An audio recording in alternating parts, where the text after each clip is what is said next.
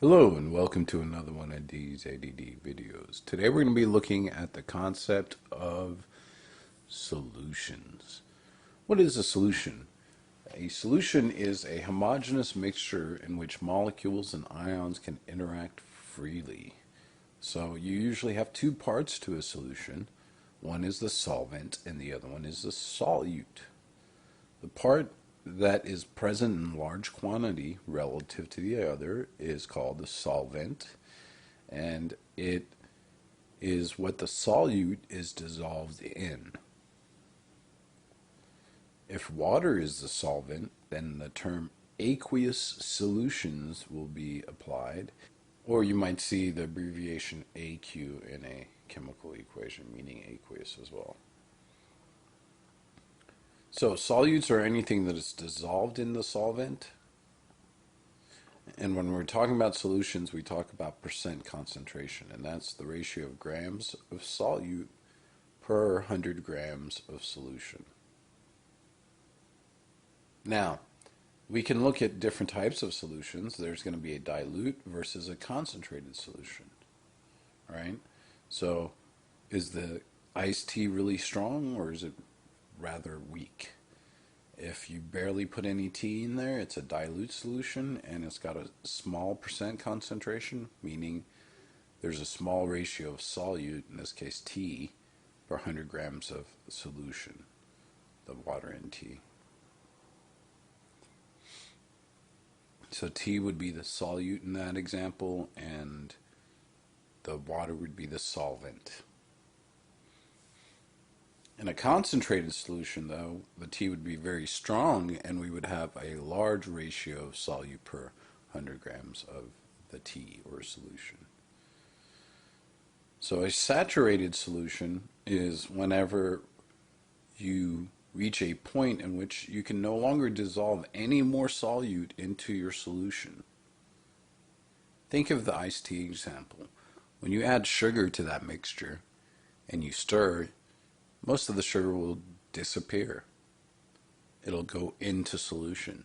But at some point, you will reach a saturation point and sugar can no longer dissolve into the solution. It'll just fall to the bottom.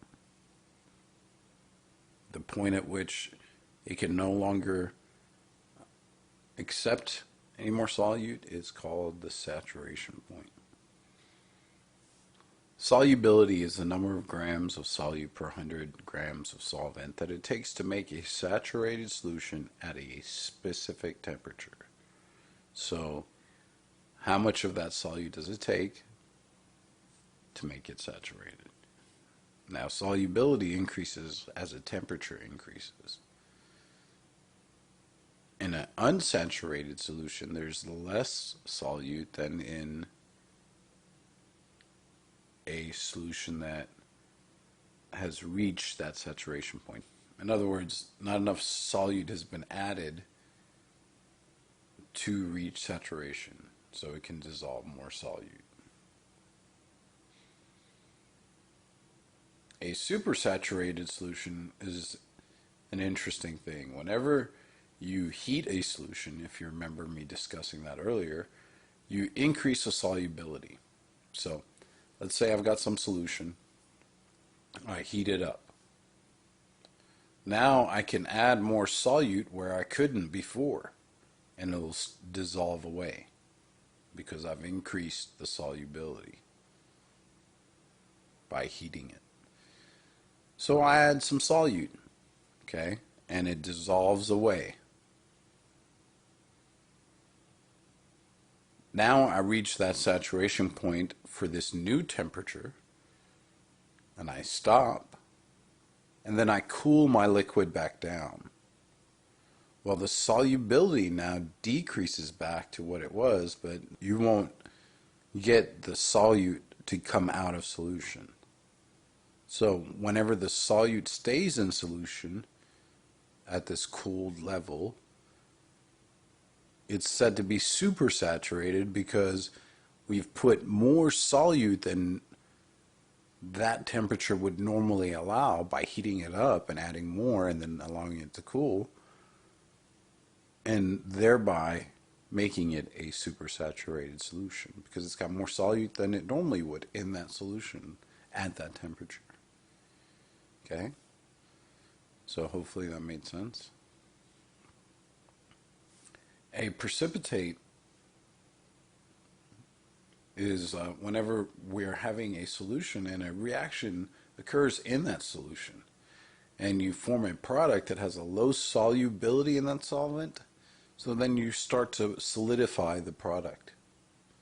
This is called a precipitate formation, and it's a precipitate reaction or precipitation reaction that produces this solid. Those are the basic vocabulary words and concepts you should be familiar with when discussing solutions. We're going to be going over ionic solutions first, so make sure you understand these keywords whenever you go on to the next concept of ionic equations. Thank you and have a nice day.